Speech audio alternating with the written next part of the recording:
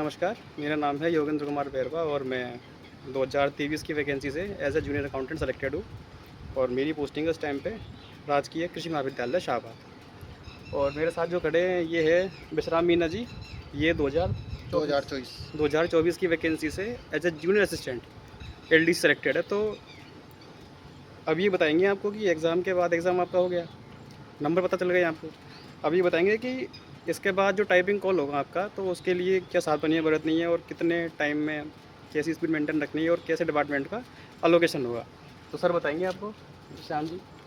तो सबसे पहले तो मैं सभी साथियों से ये कहना चाहता हूँ कि जिनके भी अच्छे स्कोर आ रहे हैं तो वो सब बिना समय बर्बाद किए अपनी टाइपिंग में जुट जाएं। और अभी से टाइपिंग क्या एक ये अभ्यास का है। तो इसको ऐसा नहीं कि आप रिजल्ट आए और उसके बाद आपने महीने भर में सीख ली।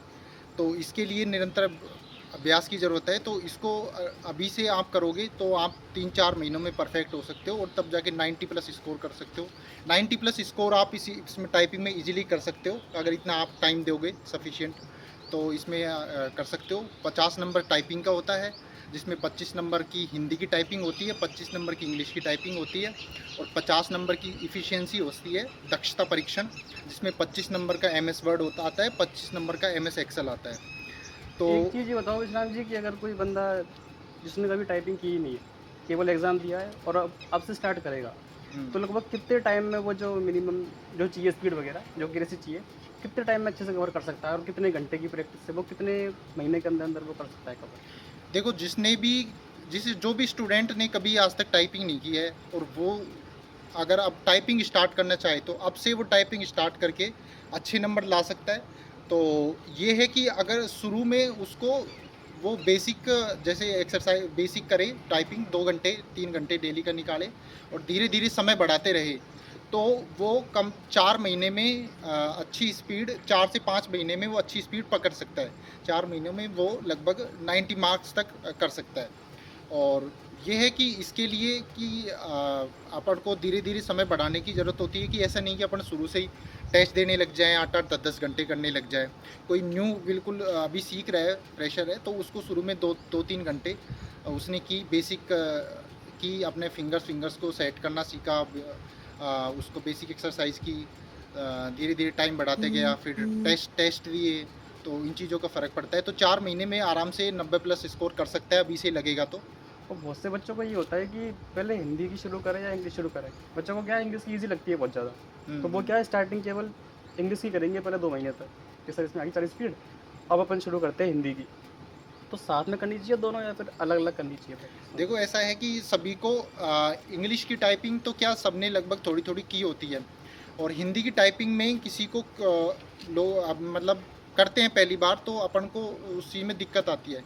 तो मेरा तो मानना ये है कि अपन दोनों चीज़ों को बराबर टाइम दे के चले, कि अपन डेली का टाइम बांट ले कि अपन को जैसे 1.5 घंटा इंग्लिश की टाइपिंग करनी है और इतना ही टाइम अपन को हिंदी की टाइपिंग सीखनी है, क्योंकि उन चीज़ों में टाइम लगता है। इंग्लिश की टाइपिंग में तो आप जैसे कर जाओगे स्कोर, लेकिन हिंदी की टाइपिंग में थोड़ा सा आपको कभी नहीं है तो उसमें थोड़ा सा अपन को टाइम देने की ज़रूरत पड़ती है। तो दोनों को साथ लेके चले चीज़ों को।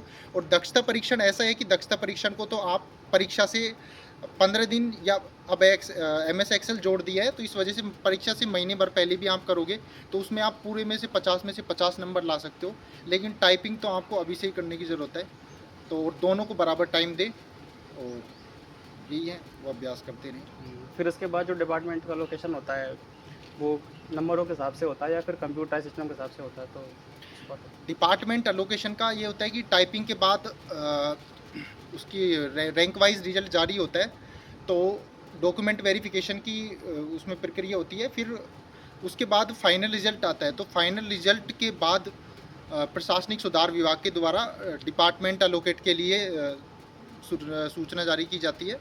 तो सबको ऑनलाइन डिपार्टमेंट भरने होते हैं प्रेफरेंस के अकॉर्डिंग। लगभग 2024 वाली भर्ती में 102 डिपार्टमेंट थे हमारे। तो उनको वरीयता के हिसाब से अपनी पसंद के हिसाब से डिपार्टमेंट भरने होते हैं। तो उसमें अपनी मेरिट के हिसाब से और अपनी चॉइस के हिसाब से अपनों प्रेफरेंस मिलती है कि ऊपर के अपने से ऊपर वरीयता वाले लोग किस डिपार्टमेंट को प्रायोरिटी दे रहे हैं और उस डिपार्टमेंट में अपनी कैटेगरी की कितनी सीटें हैं।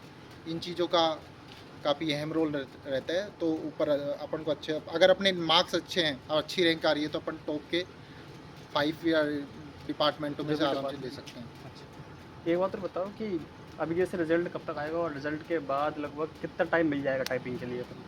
अभी से अगर देखें तो कितने महीने अपने पास है टाइपिंग करने? मैं 2024 की भर्ती के आधार पर बताऊं तो हमारा 11 अगस्त 2024 को एग्ज़ाम हुआ था। तो हमारा उसका टाइपिंग कॉल के लिए रिज़ल्ट आया था 25 नवंबर 2024 को हमारा रिज़ल्ट आया था। हाँ। तो उसके 2 महीने बाद नवंबर नवंबर में हमारा रिज़ल्ट आया, तो दिसंबर जनवरी 22 जनवरी को टाइपिंग करवा ली थी। 22 से 24 जनवरी को टाइपिंग का एग्ज़ाम, मतलब रिज़ल्ट के 2 महीने का टाइम दिया था टाइपिंग के लिए, जो कि एक बहुत ही कम समय है। जिसमें अगर उसमें MS एक्सेल जोड़ दिया दक्षता परीक्षण में, तो 2 महीने का समय बहुत ही कम समय है। अगर कोई स्टूडेंट ये सोचे कि हम रिज़ल्ट आने के बाद करें, तो वो 2 महीने उस टाइम में बहुत कम चांस है कि वो इसमें अच्छा स्कोर कर पाएगा। बिल्कुल। तो इसके लिए वेरी ज़रूरी है कि अभी आज से आप स्टार्ट करो। और मेरा मानना ऐसा है कि अभी 5 जुलाई को एग्ज़ाम हुआ था, तो लगभग 2 महीने, 1.5 से 2 महीने के बीच आपका रिज़ल्ट आ जाएगा। सितंबर लास्ट या अक्टूबर स्टार्टिंग में रिज़ल्ट दे देंगे। और ये दिसंबर में टाइपिंग करवा सकते हैं, दिसंबर में टाइपिंग करवा लेंगे, तो आपको रिज़ल्ट के बाद टाइम नहीं मिलेगा। तो आप अभी से करोगे टाइपिंग तो ही आप अच्छा स्कोर कर सकते हो, बाकी रिज़ल्ट के बाद वो चीज़ें नहीं होती। और कट ऑफ का लगभग क्या रहेगा टाइपिंग के लिए? कि लास्ट ईयर की जो कट ऑफ रही थी अपनी, हम्म। तो उसके तुलना में लगभग कितने अंक बढ़ने के घटने के चांसेस है? उसके तुलना में पेपर कैसा आया था? टफ आया था उससे? 2024 का जो एग्ज़ाम था उसमें उसमें क्या फर्स्ट पेपर में जीके पैटर्न का फॉलो नहीं किया, जैसे इस बार भी हुआ था कि हम उस टाइम पे 41 क्वेश्चन इंडिया जीके के पूछ लिए थे।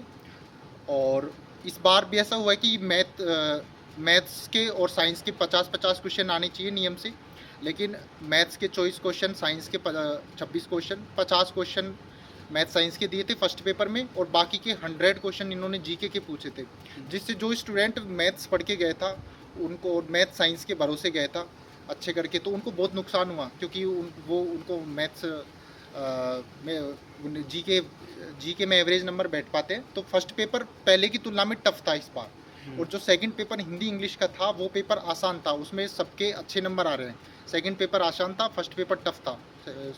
पिछली साल की तुलना में फर्स्ट पेपर इस बार टफ था।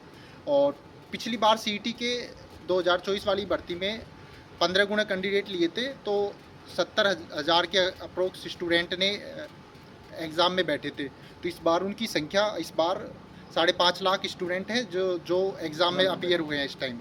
वैकेंसी भी उससे 3 गुना 2.5 गुना वैकेंसी ज़्यादा है। हमारी टाइम 4197 वैकेंसी थी, टीएसपी नॉन टीएसपी। इस बार लगभग 10,500 वैकेंसी हैं। तो वैकेंसी का भी ज़्यादा है, स्टूडेंट भी ज़्यादा है, लेकिन ऐसा मानना है कि जो अच्छे नंबर वाले स्टूडेंट होते हैं वो लगभग एक रेशो में ही होते हैं।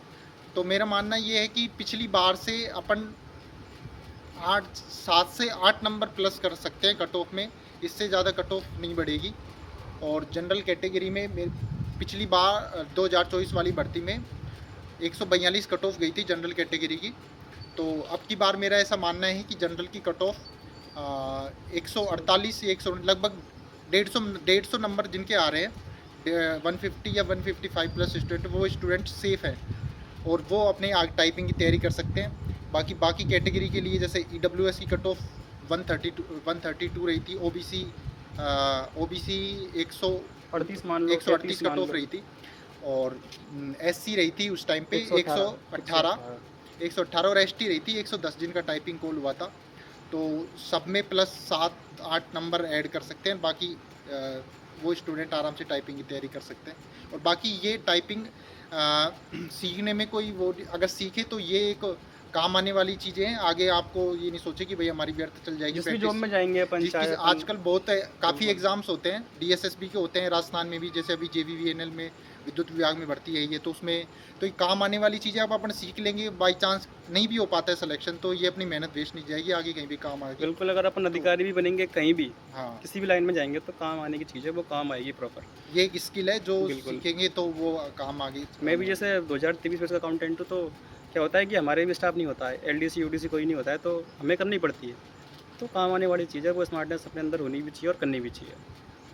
मैंने भी वो पेपर दिया था 24 वाला LDC वाला, पर मेरे नंबर भी आए थे 136 के आसपास, लेकिन मैं टाइपिंग नहीं दी थी तो कोई अकाउंटेंट में हो गया था इसलिए। बाकी एक ऐसी इन्फॉर्मेशन देने के लिए हमारे भाई साहब को धन्यवाद बहुत बहुत, और सेशन में जुड़े रहना, आगे और भी अच्छी अच्छी बातें बताएंगे आप लोग। धन्यवाद। धन्यवाद।